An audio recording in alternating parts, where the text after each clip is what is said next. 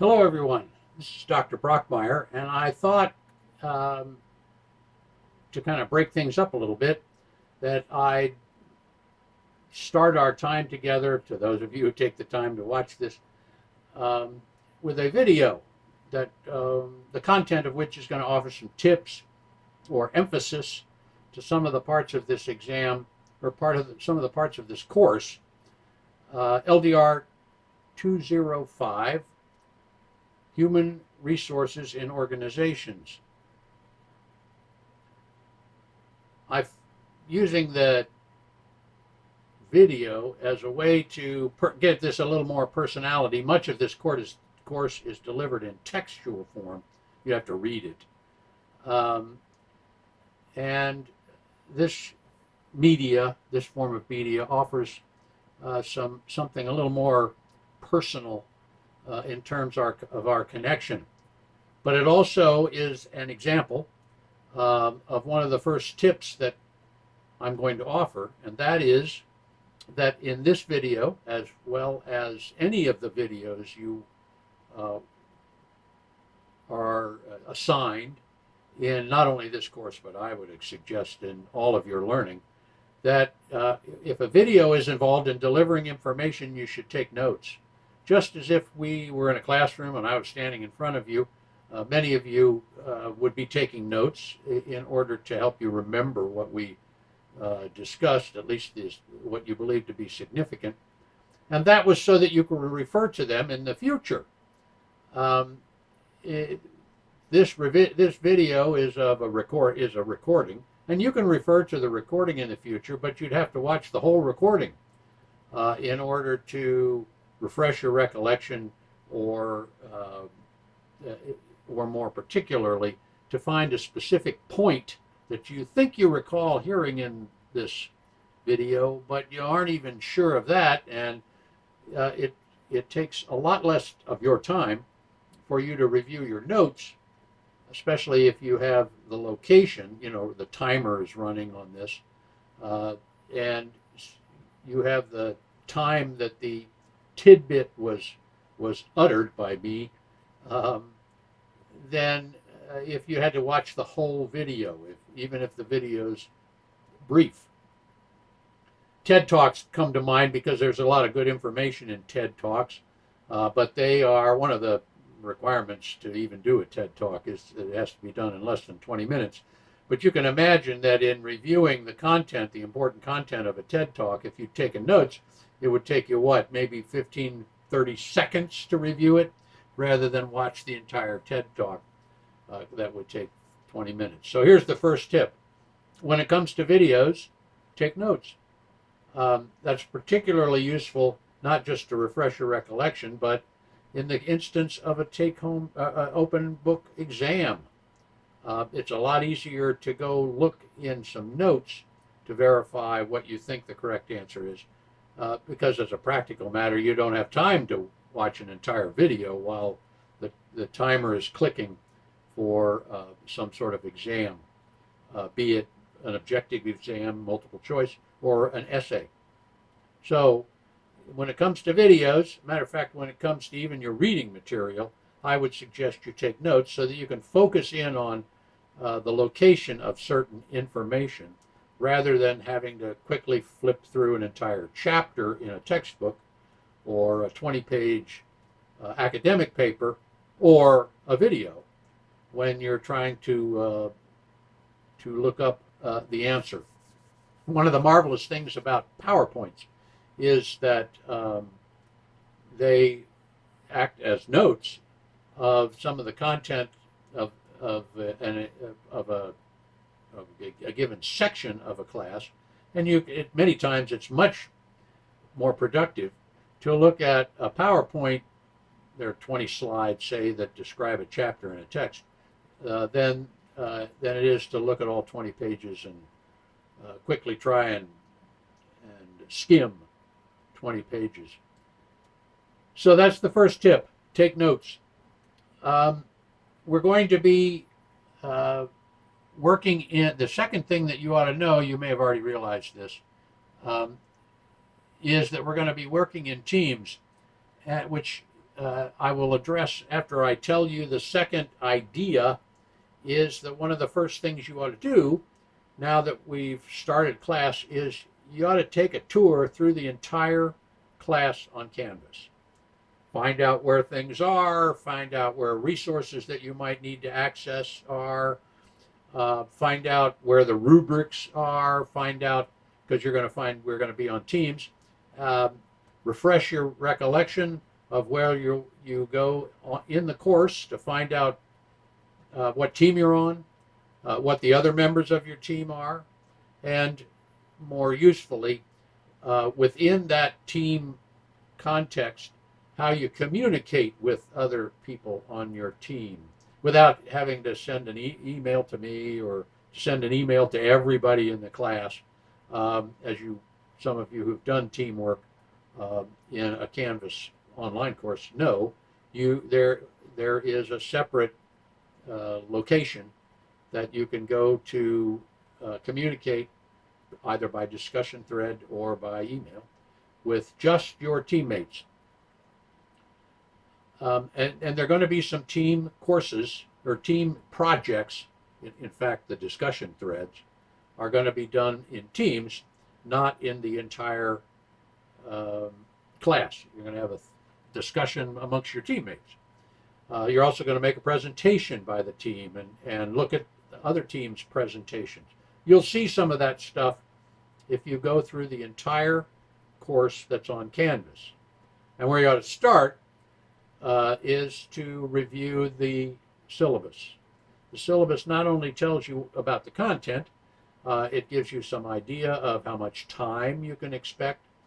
At the end of each syllabus is a course schedule, so you'll be able to see how frequently you have to submit either discussion threads, posts, or presentations or reflections, or there's 2 exams when those will be taken in this course, and get an idea of from the exam prompts, that's the instructions of how to do exam, and also taking a look at the rubrics of how your grade will be assessed, how your presentation or submission will be assessed, what the content should be, how frequently it should be, when the deadlines are, all those important administrative things that sometimes get in the way, and all the time, if you don't know the policies and rules, will get in the way of maximizing your performance and therefore maximizing your grade. So take a tour of the course in Canvas, starting with a review by you of the syllabus. And with respect to this team stuff, I would also suggest that you subscribe to some of the discussion threads. You can do that in Canvas. You can connect the Canvas course to your smartphone, and you will get a notification on your smartphone of every time somebody posts something to your team discussion board, for instance, or to your team email. You can subscribe, you can connect your smartphone to the Canvas course so that anytime I post an announcement, you get a notification on your smartphone. And what that will do is discipline you to be looking at this course every day. You ought to log on to Canvas and look at your online course every day, because that's the only way you're going to pick up communications that have an impact on changes of things, new things that come up. And it's a way for you to also communicate with me, because most of what will be our communications will be either by posting in Canvas or by email, which you will send to me through the Canvas email process, the course email process. You can also, some of you may know this, but for others of you, this might be one of your first opportunities to take a fully online course. Um, you will notice that uh, you can communicate other than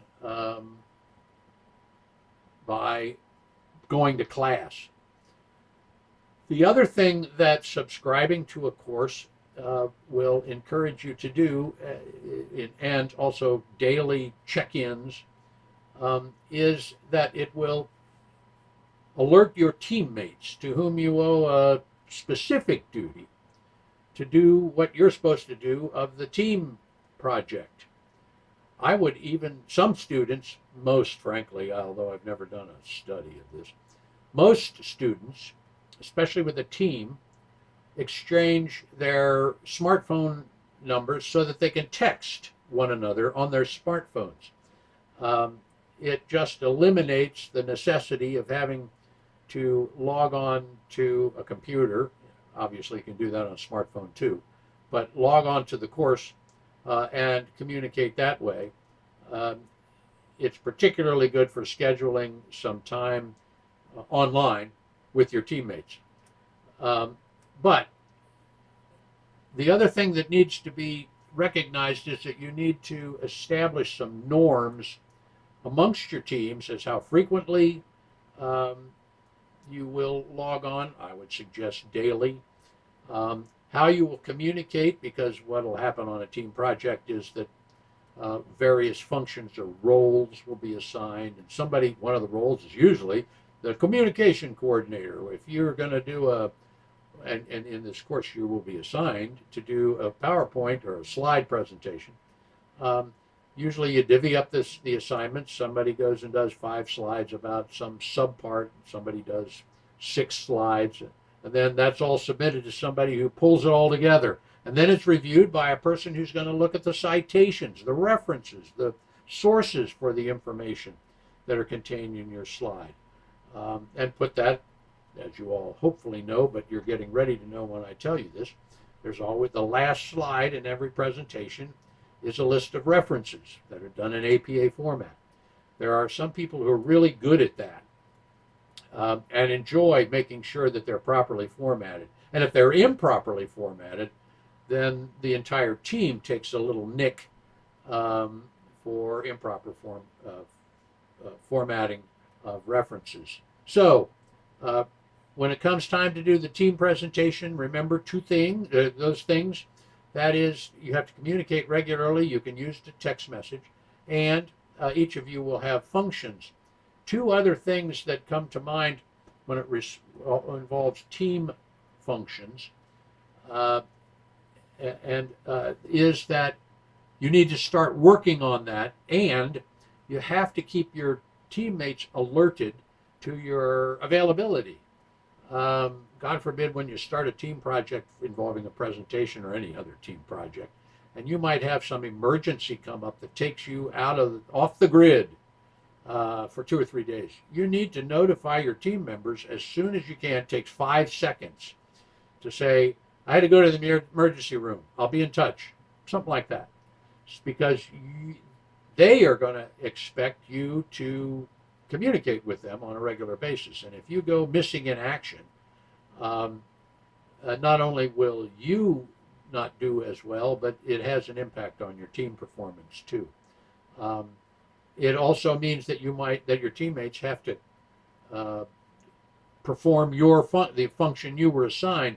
In the real world, those of you who know, teamwork is extremely important. Most organizations operate in teams, and it isn't an excuse for the team to come to the manager or the direct report and say, "Sorry, we only did 3/4 of our assignment because Sam or Jane they weren't there. They had to go to the emergency room." So that's not an excuse. What you have to do is, as a team, is pick up the slack of an absent team member in order for the assigned project to be fully completed. That's what teamwork in this course allows you to experience and learn from, because you can do that in this course, but you don't get fired in the real world, there are job consequences for failing to participate in a team project. Okay. So we're going to be doing team structures in discussion threads and in a presentation. There's also 2 exams that you will take online. Before we get away from the team and the discussion board thing, I need to also emphasize a new concern having to do with artificial intelligence. Anybody who hasn't been on the National Space Station, who does any communication with other human beings, knows that, I guess what, maybe it became prevalent. Artificial intelligence has been a topic of research and invention for 20 years, especially in the defense industry. But particularly with respect to social media and those things that the general public discuss, I guess it's probably been, 6-8 months. I think in November is when ChatGPT from OpenAI, hopefully these words might not be totally foreign to you, first announced the availability for general use of artificial intelligence. And then, of course, everybody else jumped on the bandwagon, and now Google has, I think their AI is called Bard. Microsoft's AI is attached to Bing. Everybody that has a search engine, that has been available for a decade or more, has attached to their search engine an AI capability. And if you haven't already, play around with how AI works. There are a lot of AI things. ChatGPT seems to be the most popular and also has the most general use. But you can do some AI. You can even, as you perhaps know, use AI to do computer program coding. And the latest thing has been enterprise AI, where an individual organization has AI capability that looks at the data that's contained in the adopted by organizations by incorporating computer. Stop. Sorry. When I say that C word, it's the awake word. In any event, here's the thing about AI that I need to bring up. You may use, if you wish, AI. It's a powerful tool that I'm just realizing how powerful. I'm reading about it and that sort of thing. If you use AI, however, and its product, that is not your composition or idea or facts, is it? It's like reading. AI presents a product that you then read and incorporate into some project or presentation. Businesses use AI a lot. Human resources departments really use AI a lot. One of the things that it's become particularly good at, for instance, is you can ask an enterprise AI system to summarize someone's resume. And if you'll recall, nowadays you submit a resume online, it's digitalized. So you can tell an AI, direct an AI tool to summarize a resume, so you don't have to read 3 pages. More importantly, you don't have to read 10 pages. We all know that a resume that's 10 pages long is never going to be read by a human, all 10 pages. But the point is, AI is used in organizations a lot, and it's going to be used more. If you use AI to do some academic work, in this course, you need to cite that that's where these ideas are coming from. That it wasn't your idea; it was an AI idea. Unfortunately, the product from AI doesn't give you the citation that it took when it did a deep dive into data, but you can cite an AI retrieval, just like you cite a URL retrieval, in APA format. And I happen to know what the APA format is, like citing a personal conversation with someone, kind of like what we're having. Uh, but you have to cite that you used AI, what the prompt was, what you asked AI to do, and when it did it, when you retrieved it, so that you don't get into plagiarism problems that you, trust me, don't want to get into. Um, and if you don't know how to cite a personal communication or an AI source, how would you find out?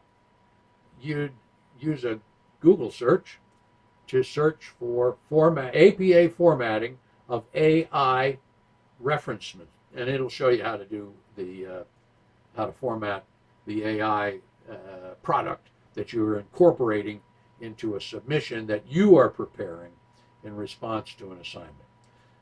That's true in all of these situations, and it's going to be even more as institutions develop policies.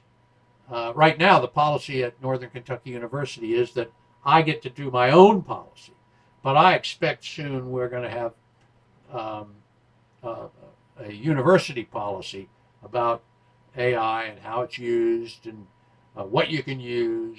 And of course, AI isn't always correct. Um, when it produces a report that has some wrong information in it, that's called in AI lingo a hallucination. So those are the kinds of things that you need to be aware of.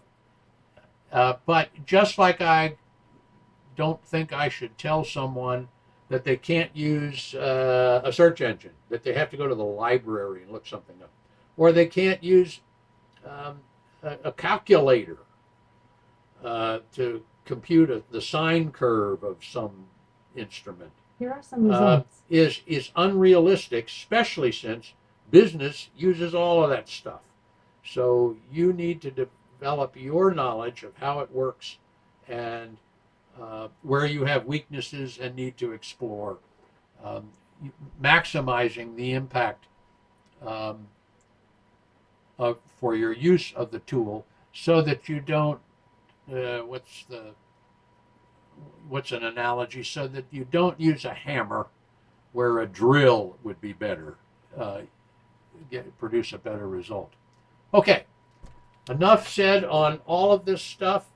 With one exception, and that is rubrics. Spend some time with the rubrics that come along with the assignments, including discussion boards, so that you know when we're going to talk about something, you know when you have to post for the first time. In this course, it's usually on the Friday of the week we're in, and that's an initial post. And when you have to post in response to some of your classmates, and that's usually by midnight on a Monday, the following after the Friday. That's in order. The reason for that is we don't make all our posts on the same day, because remember, this is a discussion. It's not a monologue. So, and that's one of the reasons why you need to check in every day on the course. This has gotten too long. Well, maybe not too long. It's gotten long enough. Its length is its length is perfect. So, as we go along, if you have questions, send me an email, and because I am one of those people that check their email very frequently, and let's now go do our best work. Good luck.